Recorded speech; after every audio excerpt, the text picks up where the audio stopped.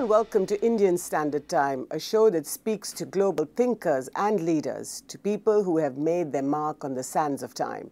Today I'm in conversation with Mohamed Salmawy, a noted intellectual from Egypt, the president of Egypt's Union of Writers, the Secretary General of the Arab Union of Writers, and the editor-in-chief of one of Egypt's largest newspapers, the Masry Al-Youm. Mr. Salmawy, welcome to Rajya Sabha TV. Welcome to you. I'd like to start by asking you two questions. The first, the situation in Egypt. In the last 3 years, you've had an incredible revolution 3 years ago, January, February to 2011, where really the people of Egypt completely upturned the power equations in your country. How do you look at Egypt in the last 3 years? You've had the fall of Mubarak, the election, first independent elections in 80 years, the rise of the Muslim Brotherhood, a new president who owed allegiance to the Muslim Brotherhood, the fall of that president, and now the army is back again. How do you look at this incredible sort of semicircle or circle that Egypt is taking? Well, you've outlined the whole process, all what has happened, except, of course, that the last statement you said, that the army is back again. Okay. The army is not back again. Mm-hmm. We are approaching a new election, presidential election. According to the new constitution, which was drafted after the fall of the Muslim Brotherhood, you cannot have a military rule the country. He will have to resign from the military, and I think this is what will happen. And he can only. So the former chief of the Egyptian intelligence, that's Ahmed Fattah al-Sisi, yes, is now going to be the presidential candidate. And you're not worried that this will be an army rule in disguise? The army rule that one should be worried about is an army rule that comes in spite of the people. Okay. But when somebody of a military background who resigns from the military and runs and is elected by the people, this is a situation not much different from the election of Charles de Gaulle as president of France, or even Eisenhower as president of the United States. They both had military backgrounds, but there's a democracy there that decides the privileges and the authority of the president. Absolutely, but I think the concern really is that Egypt has had a very long 3 decades of authoritarianism, of dictatorship, of military rule, if you like. I mean, it was in military rule formally. And now you will be back, and now there will be a gentleman who would have resigned from the military. Are you saying that it's different in Egypt, that military rule isn't really, that we don't need to be worried about it? Yes, I'm saying that it is different because so many things have happened since these last 3 decades that you speak about. People now are unwilling to be ruled in any undemocratic manner. This was the reason why they rose in the first place in 2011. This was the reason why they rose again against the Muslim Brotherhood president in Mohamed Morsi. Mohamed Morsi. And now also there is a new constitution that lays the foundation for a secular, democratic, modern state. And all this has to be taken into consideration. So, Mr. Salmawy, how do you explain the fact that you had this incredible revolution in the streets of Egypt? The Arab street rose after decades of talking about the rise of the Arab street. Finally, you had in Tahrir Square in the heart of Cairo. And then in November of 2011, you have your first elections, but it's an Islamist party, the Muslim Brotherhood, that is elected. Yes, well, actually, the 3 decades of the Mubarak rule did not leave much space for other alternatives, other secular parties, political parties. They were all very weak. They did not have a lot of support by the people. And the only organized people which existed was an underground organization, that is the Muslim Brotherhood. Right. The Muslim Brotherhood had not been tried. They looked like devout people who were talking about the ideals and principles of Islam, who will not have corruption, as was the case with the previous rule of Mubarak, who will bring justice to the land. And that is how they were voted in as an alternative to the Mubarak rule. But within a few months, people were in for a big disappointment because they found the same autocratic policies and the same exclusive manner of ruling that they rose against 2 years earlier were again against in Mubarak. place. Against Mubarak, were now in place again at the hands of a religious regime, that of the Muslim Brotherhood. So Morsi was no different from Mubarak, or was Morsi worse than Mubarak? In fact, he was even worse. Okay. Because Mubarak depended on the political system of Egypt, which he used to his own ends. But under Morsi... and it was a dictatorship, but it was a secular dictatorship. That's true. Okay. The new regime was not so secular. It was very religious oriented. Plus, it only resorted to people from its own party and its own creed. And these were not very efficient. But they were elected. They were elected by the people of Egypt. He was elected, yes. But No, then the Muslim Brotherhood was elected in November 2011, when you have elections for the first time in 80 years. The Muslim Brotherhood wins a majority of votes and yes, comes to of power. Course, for the reasons I have just explained. Exactly. But so, once they were in power, once Mohamed Morsi was in power, yes, he did not resort to people who knew how to run the country. He resorted to people who belonged to the Muslim Brotherhood, who were inexperienced. And what did they do? What did they do? What did they do to the minorities in Egypt, for example? The problem, of course, is what is it that they didn't do. They didn't run the country properly. They didn't know how to run a country as big and as varied and as sophisticated politically as Egypt. They also had a lot of problems, or gave problems rather, to people from different sects or different religions. Many of the Copts of Egypt had to leave the country at the time. Others, like the Shia, were beaten and killed in the streets. The country was actually going into a situation which was totally alien to all our history, which was a history of tolerance and peace and ancient civilization. And you were saying that the Shia-Sunni rivalry was exacerbated under the Muslim Brotherhood, under Morsi's rule.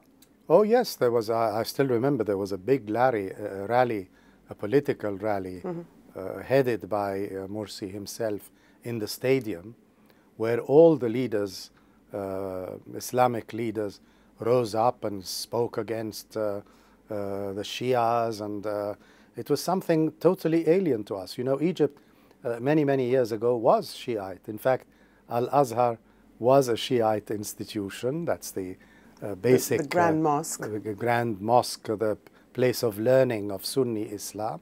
It started as Shiite.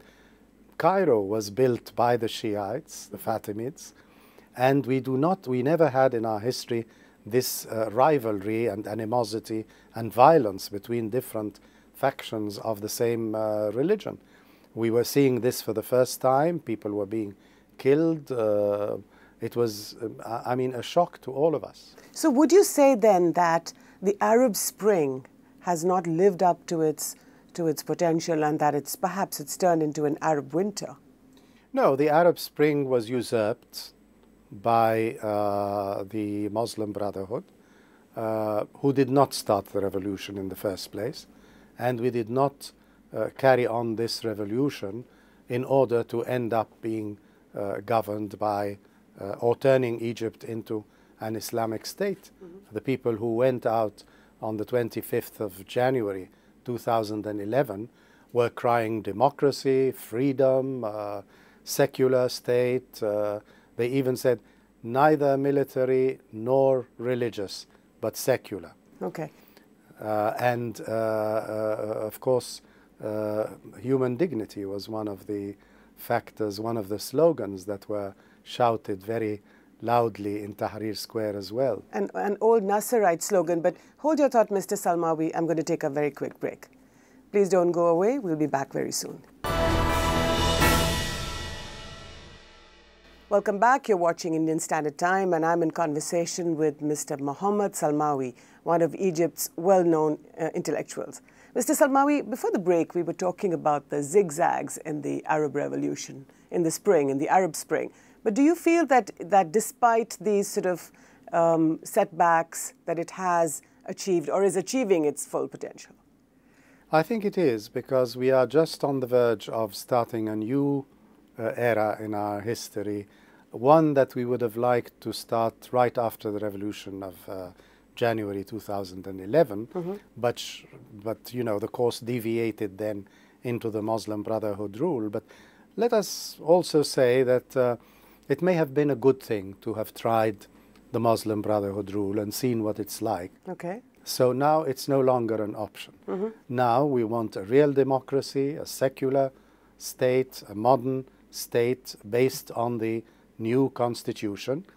We are now waiting for the new presidential election, which will be followed by a parliamentary election. Okay. And I think we would have, by then, after we finish the parliamentary election, we would have had a new political system that has been elected by the people, obtaining its legitimacy, and perhaps finally achieving some of the goals for which people lost their lives throughout the past 3 years. The past 3 years. So inside Egypt, I think the people have seen through Mubarak, they've seen through the Muslim Brotherhood and Mohamed Morsi, and now you're reinventing your political system in a sense. That's right. But has this happened across the Arab world? After all, it was in Tunisia 3 years ago, or before Egypt the streets of Egypt come alive with democratic protest, that it was in Tunisia that a fruit seller really set himself ablaze,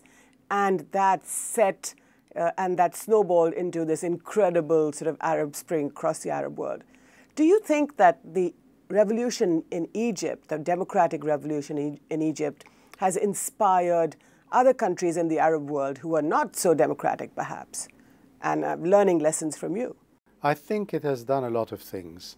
Of course, the Tunisian uprisal came first, only a few weeks before the Egyptian one. And as a French commentator, a friend of mine once said, he told me the Tunisian, what happened in Tunisia was a Tunisian revolution. Okay. But what happened in Egypt was an Arab revolution, in the sense that the effect of what happened in Egypt would be much more widespread in the Arab world than what happened in Tunisia, because of the position, the geographical position of Egypt, the political importance. Egypt is such an incredible country, an ancient civilization. But look at what's happening but Saudi Arabia, for example, hasn't learned the lessons of Egypt, would you say? I think it has. For the first time, you know, Saudi Arabia had been rather sympathetic to the Muslim Brotherhood throughout the past decades. Right. And I think it has watched the experience and the lesson of Egypt so closely during the one-year rule of the Muslim Brotherhood that it now finds itself very much aligned to the new regime in Egypt against the Muslim Brotherhood, and even brands them as a terrorist group because of what they're doing in Egypt. But Saudi Arabia refuses to have equal rights for women, for example. Freedom of speech and religion is still, it's not really there.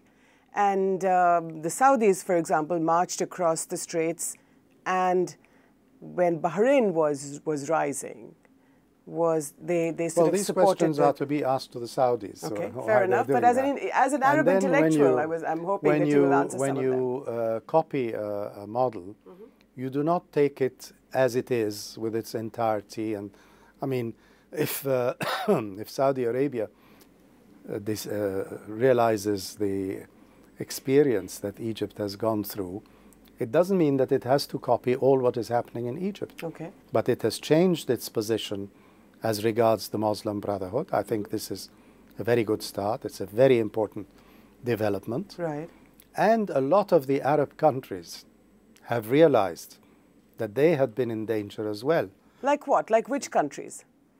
You know, wherever I travel in the Arab world, they tell me it's a good thing you brought down the Muslim Brotherhood in Egypt, because we were in danger as well. If the Muslim Brotherhood had stayed longer in power in Egypt, and you know, they had this big scheme of setting up an Islamic empire and all that, all the other countries were subject to some kind of takeover by the Islamists.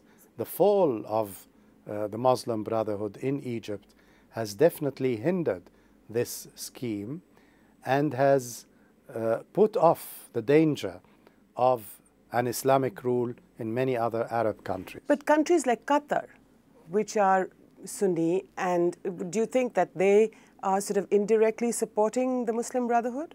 Of course, they are, but they are doing, they are part of another scheme. The Qataris have their own agenda, which has to do with, some people think, the American position as regards the Arab world and as regards the Muslim Brotherhood. But definitely Qatar's position is, you know, an exception, and it is being more and more isolated, even within its own Gulf context. But it is interesting what you just said, that the Qataris are supporting the Muslim Brotherhood because perhaps of some connection with the Americans. Are you saying that the Americans are also supportive of the Muslim Brotherhood and therefore against, in a sense, the democratic spirit inside Egypt? They make no secret of that. I mean, the other day only the spokesman for the Ministry, for the State Department, said clearly that we've had contacts with the Muslim Brotherhood, and we will continue to have contacts with them. And they are pressuring Egypt through various means to incorporate and include the Muslim Brotherhood into the new system, which the Egyptians actually are not against. Okay. It is the Muslim Brotherhood themselves who have chosen not to join the political process and instead to commit violence and terrorist acts in the streets against Egyptians. Okay, Mr. Salmawy, hold your thought, and I'm going to take a very, very quick break again. We'll be back very soon. Please don't go away. Welcome back. You're watching Indian Standard Time, and I'm in conversation with one of Egypt's most noted intellectuals, Mohamed Salmawy. Mr. Salmawy, before the break, you were talking about the U.S. reaction to the Muslim Brotherhood, to Egypt's new democratic spirit. I would imagine that the Americans would be supportive of your democratic spirit of the new constitution that you have just passed. Are you surprised that they are not?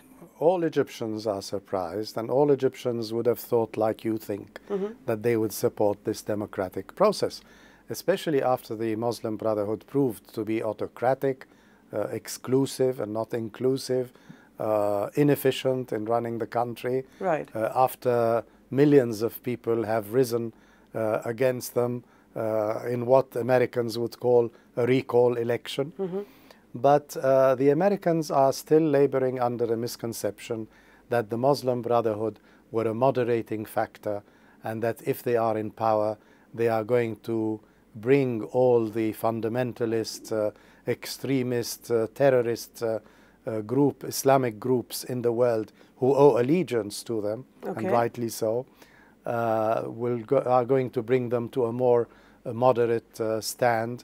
And this is a purely unrealistic position, but they are still, you know, meddling with that, and they could be moderating their views too. But I want to ask you: do you think that the Muslim Brotherhood has contacts, say, with the Al-Qaeda or with Hamas? Yes, I mean they have contacts with all the Islamic movements. In fact, including the Al-Qaeda.